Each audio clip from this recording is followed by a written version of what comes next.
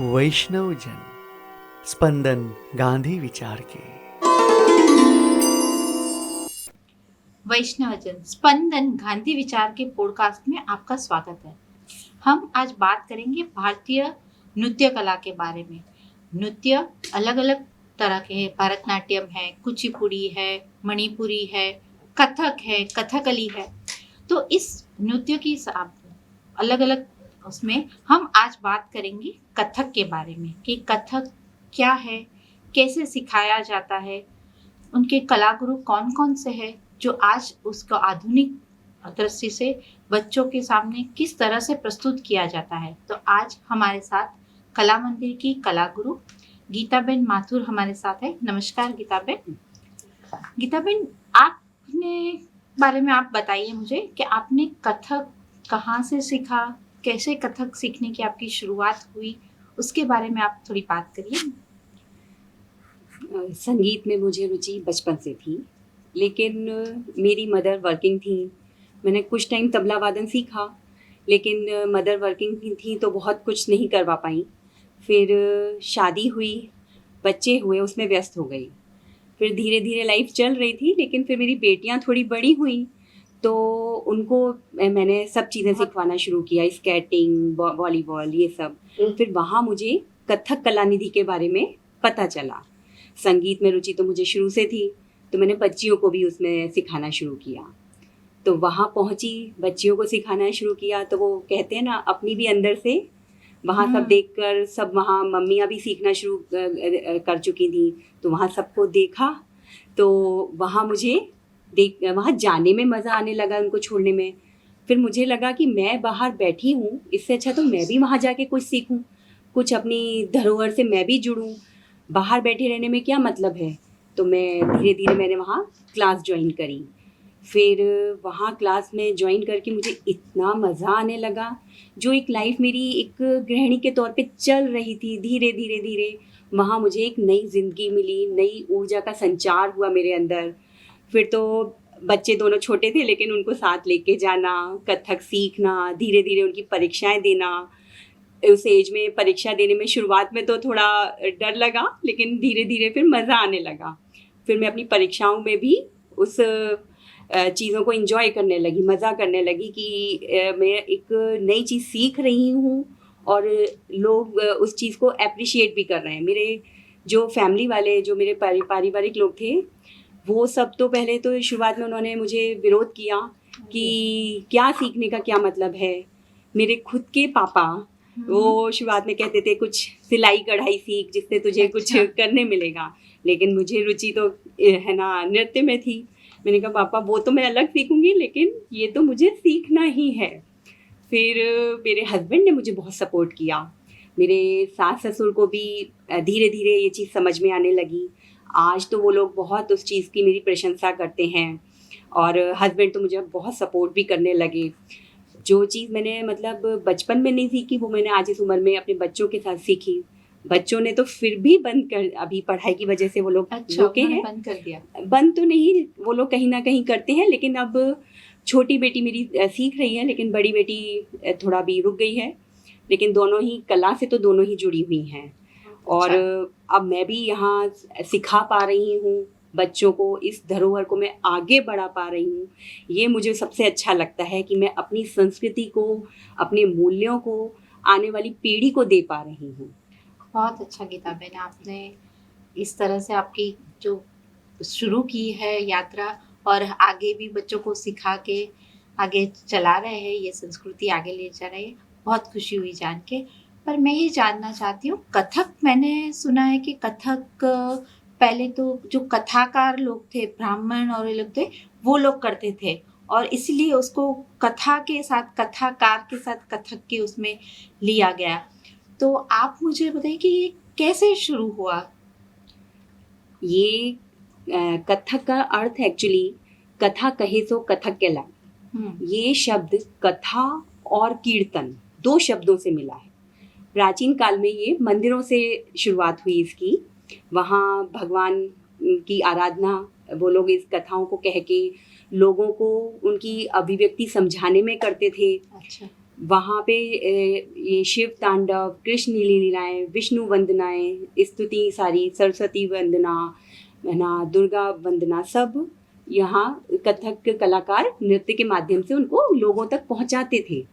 लेकिन फिर धीरे धीरे हमारे संस्कृति पे विदेशी आक्रमण हुए, तो ये उस समय तो पहले पतन में जाने लगा, लेकिन फिर मुगल काल में ये दरबारी उसमें आने लगा रूप में।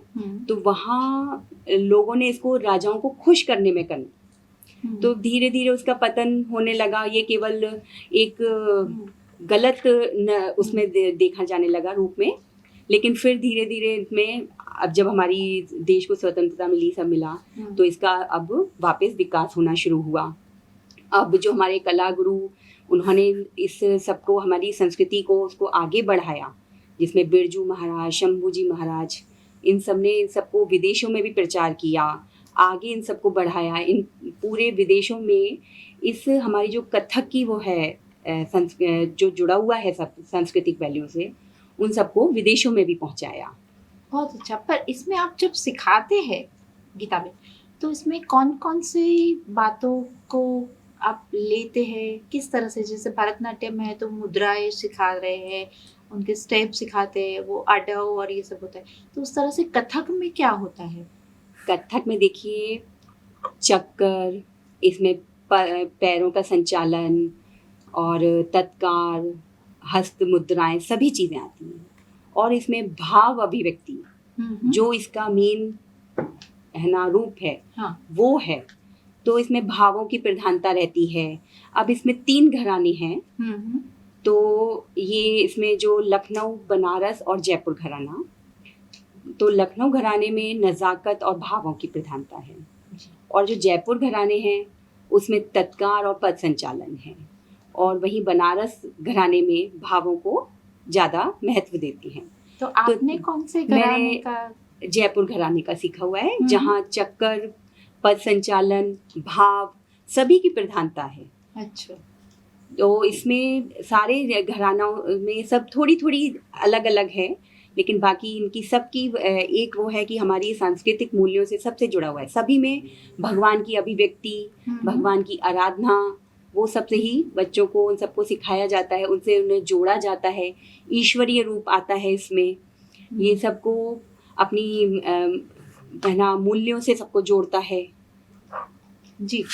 तो किताबें ये पहले तो सब कथा और मंदिरों और दरबारों के उसमें होता है, पर आज जब बच्चे सीखते हैं, आज जब हम सिखाते हैं आधुनिक उसमें, तो किस तरह के परफॉर्मेंस करते हैं, किस तरह से आप उनको तैयारियां करवाते हैं? देखिए आजकल के बच्चे मोस्टली सब टीवी और उसमें टाइम व्यतीत करते हैं, लेकिन जो बच्चे ये सीखते हैं उनमें सभी तरीके की मतलब मानसिक शक्ति उनको मिलती है, शारीरिक शक्ति मिलती है। जब वो लोग पढ़ाई से थक हार के यहाँ प्रैक्टिस के लिए आते हैं, हमारे साथ लग के प्रैक्टिस करते हैं, तो एक उनको हम ये सारी वैल्यूज़ भी बताते हैं कि कैसे है ना स्तुति करनी है, कैसे वंदना करनी है, कैसे हमारे में गुरु शिष्य परंपरा है, कैसे हमको उसको सबको फॉलो करना है, उसके अकॉर्डिंग हमको उनका अनुसरण करना है। तो वो सब चीज़ें बच्चों को हम सिखाते हैं, और उनको आगे जाके भी इन चीज़ों में है ना आत्म अभिव्यक्ति करने को है ना मिलता है। वो लोग जब है ना कहीं भी जाते हैं, केवल नृत्य में ही नहीं, वो लोग आगे पढ़ाई में भी उनको इसमें मिलता है, स्मरण शक्ति उन लोगों की बढ़ती है। जब वो यहाँ के डांस करते हैं तो शारीरिक शक्ति भी उनकी बढ़ती है, और मतलब उनको यहाँ के एक सब माहौल ऐसा मिलता है, ग्रुप का माहौल मिलता है कि आपको सबके साथ में करना है, लोगों को साथ लेके कैसे चलना है, उन सब चीज़ों को सिखाया जाता है। तो आप इसमें अभी उसको किस तरह से सिखाते हैं, क्या तैयारियां करवाते हैं परफॉर्मेंस के लिए, कौन कौन से फॉर्म में करवाते हैं आप उनको तैयार? ये हम लोग फॉर्म में, सभी फॉर्म में कराते हैं, चाहे वो तत्कार चक्कर हो या भाव अभिव्यक्ति हो, सभी। यहाँ नृत्य नाटिकाएं भी कराई जाती हैं। किस तरह की नृत्य नाटिकाएं करवाते हैं आप? ये द्रौपदी चिहरण, सीता का प्रश्न, सीता का स्वयंवर, ये सभी मतलब जो हमारी परंपराएं हैं, हमारी है ना यहाँ की सांस्कृतिक धरोहर है, उसी को वो लोग कैसे स्टेज पे परफॉर्म करेंगे, कैसे अपनी ही मतलब अपने धर्म को, अपनी सांस्कृतिक मूल्यों को समाज के सामने प्रस्तुत करेंगे। नहीं, जैसे कि आपने बताया कि द्रौपदी चीरहरण या सीता स्वयंवर की, तो कैसे तैयार करवाते उनको, क्या क्या बातों का ध्यान रखते हैं ये अगर करवाते? तो जैसे आप बता रही द्रौपदी चीरहरण आपने तैयार करवाया, तो कैसे करवाया, क्या क्या बातों का ध्यान रखा? उसमें हमने एक जैसे ये ना शीर्षक लिया द्रौपदी का स्वयंवर। अब उसमें हमारे समाज में जैसे लड़कियों को थोड़ा अभी शोषण किया जाए या दबा के रखा जाए, उस वो टाइम पे था, लेकिन अब ऐसा नहीं है। तो वही चीज़ हम उसमें दिखाते हैं कि है ना, आपको कैसे भाव देने हैं, कैसे आपको अपने शरीर पे कंट्रोल करके, उस पे संतुलन बना के, उस पे भावों पे ध्यान में, एक ही व्यक्ति दो अलग अलग रूपों को दिखा रहा है, तो एक पलट लेके जब वो दूसरे में जा रहा है, तो वो कैसे एक कैरेक्टर से दूसरे कैरेक्टर में चेंज हो जाता है। आप कुछ बता सकते हैं अभी? क्या भाव अगर चेंज करना है तो किस तरह से कर सकते हैं, ऐसा कुछ आप अगर आप कंफर्टेबल है तो? जैसे देखिए, अभी एक में हम बन गए राम, तो वो एक पौरुष रूप में आ जाएगा, उसमें ऐसे उसके दोनों ये जो कंधे होंगे वो ऐसे रूप में आ जाएंगे। वहीं जब सीता जो लास्ट से की प्रतीक हैं, उनके में हम नीचे हो जाएंगे, थोड़ा शर्मा के, थोड़ा थोड़ा ही चेंजेस। एक ही कलाकार जब कोई भी नृत्य नाटिका करता है, एक ही कलाकार वो सब दिखाता है। कथक में एकल नृत्य है, तो जब वो एक ही व्यक्ति अलग अलग रूपों को दिखाता है, तो कैसे थोड़े थोड़े चेंज टाइम पे वो कैसे चेंज करता है, एक से दूसरे रूप में आ जाता है, दूसरे से फिर वापस उसी रूप में आ जाना। अब जैसे कृष्ण बने, फिर वहीं पलट लेके वो लोग राधा बन जाते हैं। तो कैसे मतलब एक ही व्यक्ति कृष्ण भी बन गई है और एक ही राधा बन गए, तो दोनों ही इसमें दिखा पाते हैं। तो ये नृत्य दो तांडव और लास्य, इन पे रहना होता है। तो एक है ना पौरुष दिखाता है और एक लास्य दिखाता है। बहुत अच्छी बात बताई गीता में। और मैं ये जानना चाहती हूँ, आप एक साल से यहाँ कला मंदिर के साथ जुड़े हुए गुजरात विद्यापीठ में, तो आप किस तरह से अभी बच्चे आ रहे हैं? हम जैसे जानते हैं कि आज का जो यूथ है, तो वो एक एक्टिविटी में उनको कंटिन्यू करवाना बहुत ही मुश्किल है, क्योंकि बहुत चंचल मन है आज।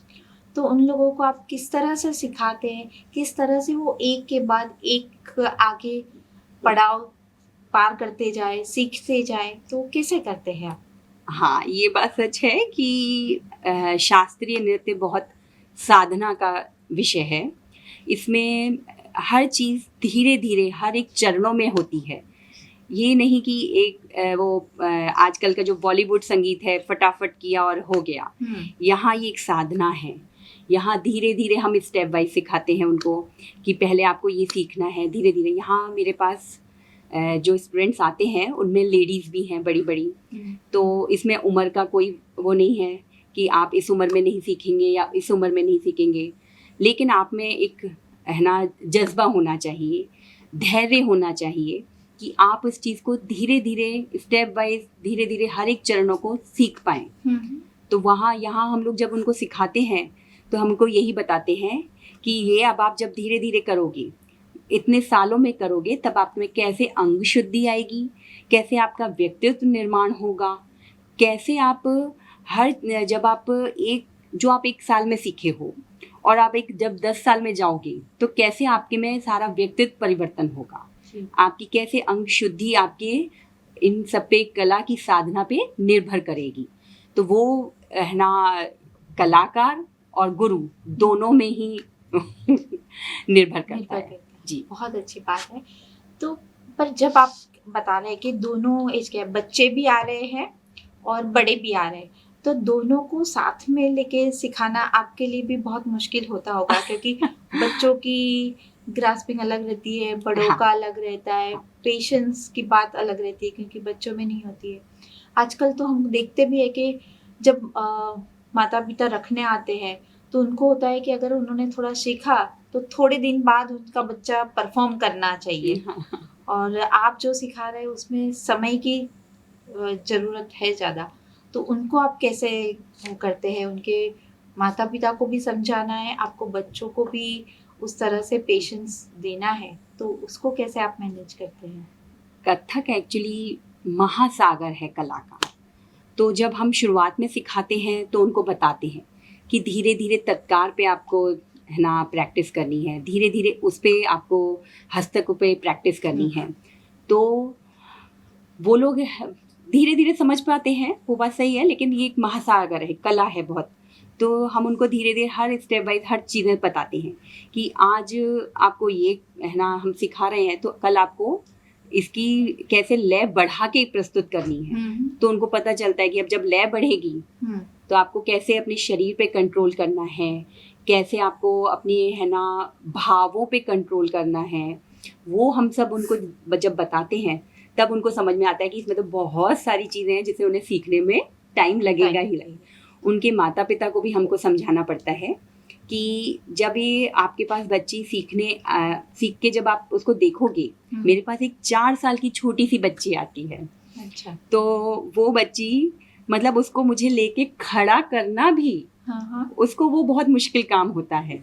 वो कभी इधर देखेगी कभी उधर, लेकिन मतलब वो गुरु के में ये है ना गुण होना चाहिए कि वो धैर्य के साथ उसको समझा पाए जी। तो उस बच्ची को लेके मुझे खड़ा रहना कि भाई बेटा अभी ये तत्कार करना है, अभी यहाँ पढ़न करना है।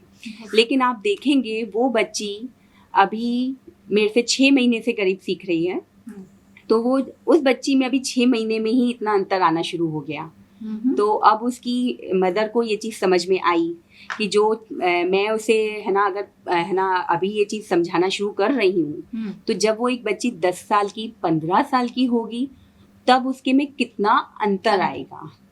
और आज उस बच्ची को श्लोक याद होना शुरू हो गए, संस्कृत के श्लोक, जो उसकी भाषा भी अभी साफ नहीं है उसमें उसको श्लोक याद होना शुरू हो गए। तो इसमें संस्कृत आना चाहिए कि उसी में करना है ये श्लोक? और ये संस्कृत के श्लोक होते हैं, लेकिन इसमें कवित हमारी ब्रज भाषा का होता है जी। वहाँ ब्रज भाषा यूज होती है, और तोड़ो और उन सब में हिंदी या हमारे नृत्य के बोल होते हैं, वो है ना उसमें प्रयोग किए जाते हैं।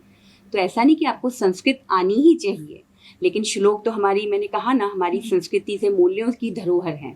तो वो हम आगे अपनी पीढ़ियों को सिखा रहे हैं, तो हम उन्हें संस्कृत में ही सिखाते हैं। अच्छा, पर आज आप जानते हैं कि इंग्लिश मीडियम का वो है, तो ये बच्चे कर पाते हिंदी इंग्लिश? हाँ, अच्छा। नहीं, भाषा हम लोग हिंदी और इंग्लिश दोनों ही लेते हैं, ताकि बच्चों को भी, भाई देखिए आजकल के बच्चे हैं, नई पीढ़ी है, आगे जाने वाली पीढ़ी है, तो उनको समझाने के लिए हम इंग्लिश भाषा भी यूज़ करते हैं। अच्छा। तो जैसे तोड़े हैं, उनको इंग्लिश में उनको ट्रांसलेट करके हम उन्हें दे पाते हैं, लेकिन उनको समझाया यही जाता है ये कृष्ण लीला पे है, ये आपके शिव स्तुति है, ये सब आपका दुर्गा वंदना है, या ये आपकी है ना सरस्वती वंदना है, वो सब चीजें उनको समझाई जाती हैं। तो उनको उनकी भाषा में, हाँ, पर हमारी संस्कृति को संभाल के उनकी भाषा में। बहुत अच्छा गीता बहन, आज आपसे बात करके हमें बहुत अच्छा लगा, और बहुत सारी माहिती भी हमको मिली कि कथक कैसे शुरू हुआ है, कैसे आज बच्चे कर रहे हैं, और उनको किस तरह से सिखाया जा रहा है यहाँ गुजरात विद्यापीठ कला मंदिर के लिए। तो मैं आपका खूब खूब धन्यवाद करती हूँ। धन्यवाद ગીતાબેન। આજ આપણે કથક વિષય સાંભળ્યું છે। કલા મંદિર ગુજરાત વિદ્યાપીઠમાં કથકના અલગ અલગ કોર્સીસ ચાલી રહ્યા છે, તો આપ આ એપિસોડને જુઓ અને આગળ લઈ જઈએ આ ધરોહરને। નમસ્કાર। वैष्णवजन स्पंदन गांधी विचार के।